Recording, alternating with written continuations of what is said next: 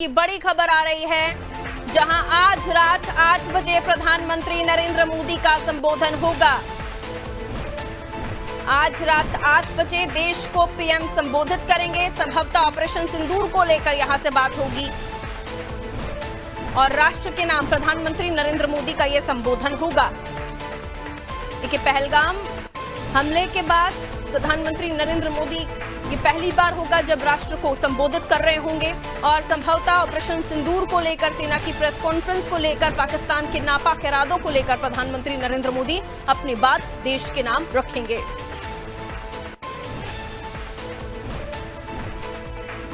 और तब तक ये भी संभवतः कि जो डीजीएमओ की मीटिंग होनी है उसके बारे में भी बहुत सारी चीजें स्पष्ट हो जाएंगी। तो देश को संबोधित करेंगे प्रधानमंत्री नरेंद्र मोदी। उससे पहले ही सेना की प्रेस कॉन्फ्रेंस हो गई, सारी चीजें स्पष्ट हो चुकी हैं कि हमने किसी भी गलत इरादे से पाकिस्तान के सिविलियंस को कोई नुकसान नहीं पहुंचाया। हमारा सीधा टारगेट आतंकी ठिकाने थे, टेरर का ठिकाना था जिसको हमारे सेना ने ध्वस्त किया और पहलगाम का ये बदला था सीधे तौर पर। और एक साथ इस हम देखें मिशन ऑपरेशन सिंदूर में जो सेना की तरफ से जानकारी दी गई थी कि 100 से ज्यादा आतंकियों को बड़े बड़े नाम जो अलग अलग मिशन में जिन्होंने अपनी कायराना करतूतें दिखाई हैं, उन तक के नाम थे जिन्हें ध्वस्त किया गया था। और अब प्रधानमंत्री नरेंद्र मोदी आज देश के नाम अपना संबोधन देंगे। तो बहुत बड़ी अपडेट है ये, जहां प्रधानमंत्री नरेंद्र मोदी, देखिए इस बीच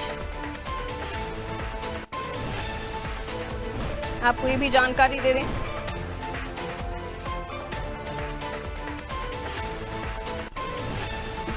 जब ऑपरेशन सिंदूर लॉन्च हुआ था उसके बाद से भी जो पाकिस्तान के एयरबेसेस को हमने ध्वस्त करने का काम किया था, क्योंकि हमने आतंकी जगह, आतंकी ठिकानों पर हमने कार्रवाई की थी, हमला किया था। लेकिन पाकिस्तानी मिलिट्री की तरफ से आतंकवादियों के साथ मिल जाना और उसके बाद पाकिस्तानी मिलिट्री का इन्वॉल्व हो जाना, जिसके बाद मुंहतोड़ जवाब हमारी सेनाओं ने भी दिया। और उसके बाद जो डैमेज हुआ है पाकिस्तान का, वो बताती हूँ आपको। नूर खान एयरबेस था जो डैमेज हुआ था रावलपिंडी इस्लामाबाद के पास। ये पाकिस्तान एयरफोर्स का वीआईपी और लॉजिस्टिक हब था जिसे हमारी देश की सेनाओं ने ध्वस्त करने का काम किया।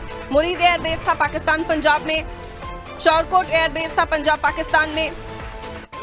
तो ये बहावलपुर एयरबेस था दक्षिणी पंजाब में। जैश ए मोहम्मद का गढ़ ये क्षेत्र माना जाता है। यहां क्रूज मिसाइल से 7 मई को हमला करके ये ट्रेनिंग कैंप जो है और हथियारों का जो डिपो है वो तबाह किया गया था। तो पाकिस्तानी एयरफोर्स की ऑपरेशनल जो क्षमताओं को एक सप्ताह से अधिक का झटका लगा था, क्योंकि लगातार जो हम उनकी तरफ से जो नाकाम कोशिशें की जा रही थी उसका जवाब हमारी सेना ने दिया। तो उनके चारों खाने चित, बड़े बड़े एयरबेस ध्वस्त किए।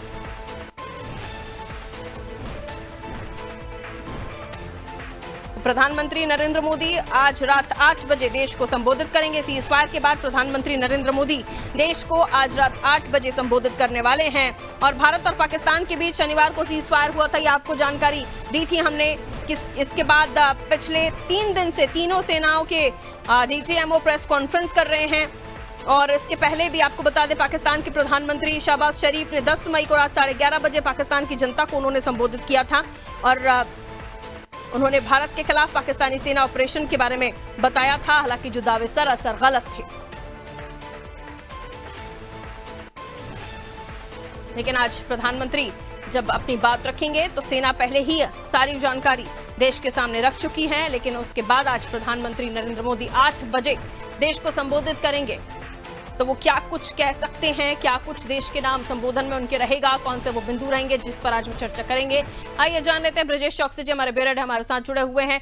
ब्रजेश जी, आज रात 8 बजे प्रधानमंत्री नरेंद्र मोदी का संबोधन होने वाला है और सीज फायर के बाद का ये संबोधन, जिसमें हमने देखा लगातार 3 दिनों से जो सेना प्रमुख हैं वो जानकारी दे रहे हैं किस तरह से ऑपरेशन सिंदूर में क्या कुछ कब कब किया गया और कितना नुकसान हमें हुआ और किस तरीके से हमने पाकिस्तान के कई ठिकानों को ध्वस्त किया। ये भी सेनाओं की तरफ से बताया गया, हमारी क्षमताओं के बारे में बताया जा रहा था। लेकिन अब प्रधानमंत्री नरेंद्र मोदी का देश के नाम ये संबोधन, क्या कुछ वो मुख्य बिंदु हो सकते हैं जिस पर पीएम देश को संबोधित करेंगे? निश्चित तौर पर संपर्क हम देख रहे हैं पिछले 3 दिन से सेना प्रमुख तीनों डीजीएमओ हैं वो प्रेस कॉन्फ्रेंस कर रहे हैं और अब तक के ऑपरेशन सिंदूर और उसके बाद की जो परिस्थितियां हुई हैं उसके बारे में जानकारी दे रहे हैं कि किस तरह से हमने पाकिस्तान को उसकी नापाक हरकतों के लिए जवाब दिया है। सेना ने सबूत भी दिए हैं कि किस तरह से उनको भारी नुकसान पहुंचाया गया है। आप देखिए कि इसके बाद लगातार जिस तरह से सीज फायर हुआ है, लोगों की उम्मीद है, लोग जानना चाहते हैं, पीएम को सुनना चाहते हैं। आप देखिए इससे पहले कि जब सीज फायर हुआ तो पाकिस्तान के प्रधानमंत्री ने भी वहां की जनता को संबोधित किया। तो जब पीएम संबोधित करेंगे तो निश्चित तौर पर वो ऑपरेशन सिंदूर और पाकिस्तान के साथ जो सीज फायर का फैसला हुआ है उस पर बोल सकते हैं, वो अपनी जनता को बता सकते हैं कि हमारा मकसद क्या था। जैसा कि हम देख रहे हैं कि सेना के तीनों प्रमुखों ने भी बताया कि हम पाकिस्तान से युद्ध नहीं चाहते थे। पहले ही दिन भारत सरकार ने और सेना ने स्पष्ट कर दिया था कि हमारा मकसद युद्ध नहीं है, हम उन आतंकियों के ठिकानों को निशाना बना रहे हैं, हम आतंकवादियों की जड़ें काट रहे हैं जो हमारे देश में आतंक फैला रहे हैं। निश्चित तौर पर उसके पीछे पाकिस्तान की जो आईएसआई है, सेना है, उनके पीछे रहती है, लेकिन वो छद्म युद्ध लड़ती है, वो सीधे सामने नहीं आती है और जब भी उस पर आरोप लगते हैं वो कह देती है कि हमारा कोई हाथ नहीं है। इस कारण सीधा युद्ध नहीं हो रहा था। लेकिन जिस तरह से हमने सर्जिकल स्ट्राइक की थी, इसके बाद जो अपने अभी स्ट्राइक किया, ऑपरेशन सिंदूर चलाया और जो आतंकियों के ठिकानों को निशाना बनाया है, उसके बाद से पाकिस्तान बौखला गया था और उसने सीधी सेना ने एक तरह से युद्ध पाकिस्तान के खिलाफ समझ लिया था और इसके बाद उसने जो ड्रोन हमले किए, मिसाइलें दागी भारत की तरफ, उनको नेस्तनाबूद किया। पहले दिन से हम हमला नहीं कर रहे थे, पाकिस्तान जो हरकतें कर रहा था उसका जवाब दे रहे थे। तो प्रधानमंत्री निश्चित तौर पर देश की जनता को ये बताना चाहेंगे कि भारत का मकसद क्या था। हम शांतिप्रिय देश हैं, हम युद्ध नहीं चाहते हैं, हम अपने पड़ोसियों को जो बेकसूर लोग हैं, सिविलियन लोग हैं, उन पर हमला नहीं करते हैं। हमने उनके ठिकानों पर, आतंकियों के ठिकाने पर निशाना बनाया है, जबकि जो पाकिस्तान है वो सिविल इलाकों में भी बमबारी कर रहा है, वो हमारे आम लोगों को निशाना बना रहा है। तो ये प्रधानमंत्री देश की जनता को ये बताना चाहेंगे कि भारत की रणनीति क्या है, जो भारत की संस्कृति क्या है। भारत चाहे महाभारत के दौर से अब तक के दौर में, राम के दौर से हो, चाहे जो हमारे पुराणों में, जो चाहे हमारे हम जो संस्कृति का पालन करते हैं उसका ही पालन एक तरह से देश ने किया है। उन्होंने दुश्मन को मारने की कोशिश की है, वहां के आम नागरिकों को निशाना नहीं बनाया है।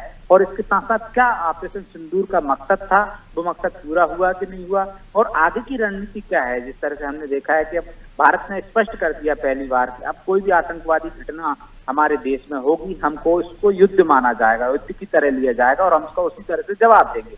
तो अब ये जो नई रणनीति बनेगी, भारत के लोग क्या चाहते थे, वो प्रधानमंत्री उनको संबोधित करके बताने की कोशिश करेंगे कि जो आपकी मंशा थी हमने बदला ले लिया है और भविष्य में इस तरह की कोई घटना कृत्य करेगा कोई पाकिस्तान, तो हम उसको युद्ध की ही तरह लेंगे। तो देश जब सुनेगा प्रधानमंत्री को, तो जो एक अभी हम देख रहे हैं सोशल मीडिया के माध्यम से सुन रहे हैं कि हम पाकिस्तान को नेस्तनाबूद कर देना चाहिए था, हमको पाकिस्तान को 2 टुकड़ों में कर देना चाहिए था, हमको बलूचिस्तान बना देना चाहिए था, जिस तरह से पहले बांग्लादेश बनाया था 1971 में। वो तमाम चीजें जो लोगों की भावनाएं सोशल मीडिया पर दिख रही हैं, लोगों की चर्चा में दिख रही हैं, तो वो कहीं ना कहीं प्रधानमंत्री के संबोधन के बाद से वो संतुष्ट हो सकती है। उन्हें समझ में आ सकता है कि जो वहां बैठा है भारत, वो किसी निर्दोष को नहीं मारना चाहता, हमारी सेना किसी निर्दोष को नहीं मारना चाहती है। जो आतंकवादी हैं उनके साथ वैसा व्यवहार करना चाहती है और उनको जो सरपरस्ती दे रहे हैं उनके साथ मुकाबला कर रही। तो ये महत्वपूर्ण संदेश है। जब 8 बजे प्रधानमंत्री बोलेंगे तो निश्चित तौर पर पूरा देश सुनेगा और उससे एक नई भावना बनेगी और एक नई धारणा बनेगी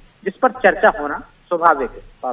बिल्कुल, बहुत शुक्रिया ब्रजेश जी जानकारी के लिए। तो देखिए, आज प्रधानमंत्री नरेंद्र मोदी जब 8 बजे संबोधित करेंगे देश को, तो जिस तरीके से देश की भावनाएं हैं उन पर भी उनकी बातचीत होगी। क्योंकि देखिए, लगातार सोशल मीडिया से आवाज़ उठ रही थी कि पीओके की बात हो रही थी, पाकिस्तान की 2 हिस्से करने की बात हो रही थी। तो लोगों की अपनी अपनी भावनाएं थी, जिसको लेकर भी प्रधानमंत्री जिक्र करेंगे। क्योंकि हमारे देश ने हमेशा से ही कभी ऐसे लोगों को नुकसान नहीं पहुंचाया जो इस रण में नहीं थे, खासतौर पर सिविलियंस की मैं बात कर रही हूँ। तो ऐसे में अब प्रधानमंत्री नरेंद्र मोदी जब देश को संबोधित करेंगे तो कौन से वो मुख्य बिंदु होंगे जिन पर वो बातचीत करेंगे, ये ब्रजेश जी हमें बता रहे थे।